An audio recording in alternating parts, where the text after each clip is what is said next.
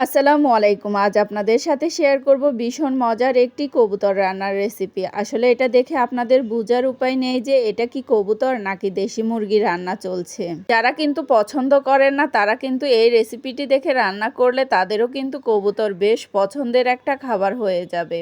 চলুন তাহলে রেসিপিটি শুরু করি। চুলার মধ্যে কিন্তু বসিয়ে দিয়েছি একটা ফ্রাই প্যান, দিয়ে দিলাম 1 কাপ রান্নার রেগুলার তেল, সাথে দিয়ে দিব এখানে কিছুটা পরিমাণ তেজপাতা, দারুচিনি, এলাচ, লবঙ্গ। এইবার দিয়ে দিব সাথে 1 কাপ পেঁয়াজ কুচানো। পেঁয়াজগুলোকে একটু কিছুক্ষণ ভেজে নেব। দিয়ে দিব হলুদের গুঁড়া 1 চামচ, মরিচের গুঁড়া 1 চামচ, জিরের গুঁড়া 1 চামচ, গরম মশলা দিয়ে দিব 1 টেবিল চামচ, সাথে দিয়ে দিব আদা বাটা 1 টেবিল চামচ আর রসুন বাটা 1.5 টেবিল চামচ। দিয়ে এখন মশলাগুলোকে কিন্তু একটু ভালো করে নেড়ে চেড়ে দিতে হবে।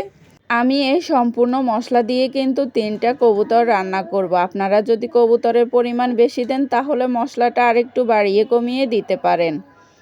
তো মশলাগুলোকে কিন্তু এখন একটু ভালো করে ভাজা ভাজা করে নিতে হবে। মশলাগুলো তো ভাজা ভাজা হয়ে গিয়েছে। এ পর্যায়ে দিয়ে দিব 1/2 কাপ পানি। পানিটা দিয়ে কিন্তু 2-1টা বলক আসা পর্যন্ত অপেক্ষা করব। মশলাটা কিন্তু ভালোভাবে কষানো হয়ে গিয়েছে। এ পর্যায়ে দিয়ে দিব আমি কেটে রাখা 3টা কবুতর দিয়ে কিন্তু ভালো করে একটু নেড়েচেড়ে দিয়ে আমি কিন্তু ঢাকনা দিই। বেশ কিছুক্ষণ পরে এসে ঢাকনাটা উঠিয়ে আবারও একটু ভালো করে নেড়েচেড়ে দিতে হবে। এরই মাঝে কিন্তু আমি 2টা রসুন দিয়ে দিয়েছি কবুতরের মধ্যে।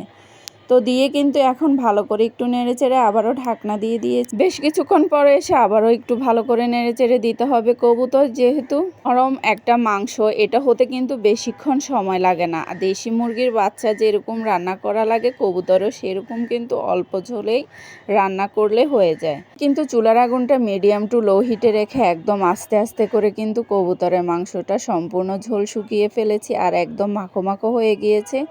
এইভাবে কিন্তু রান্না করে আমি কবুতরের মাংসটা নামিয়ে ফেলবো। এভাবে কিন্তু বেশ কিছুক্ষণ নেড়েচেড়ে আমি এই কবুতরের মাংসটা নামিয়ে ফেলবো। নামানোর আগে আপনাদেরকে দেখাচ্ছি, দেখেন আমার রসুনটা কিন্তু সিদ্ধ হয়ে গেছে, একদম নরম হয়ে গেছে। অবশ্যই আপনারা দেখে বুঝে গিয়েছেন আমার রান্নাটা কিন্তু হয়ে গিয়েছে। এ পর্যায়ে আমি চুলা থেকে নামিয়ে ফেলবো। আর সবাই ভালো থাকবেন। আল্লাহ হাফেজ।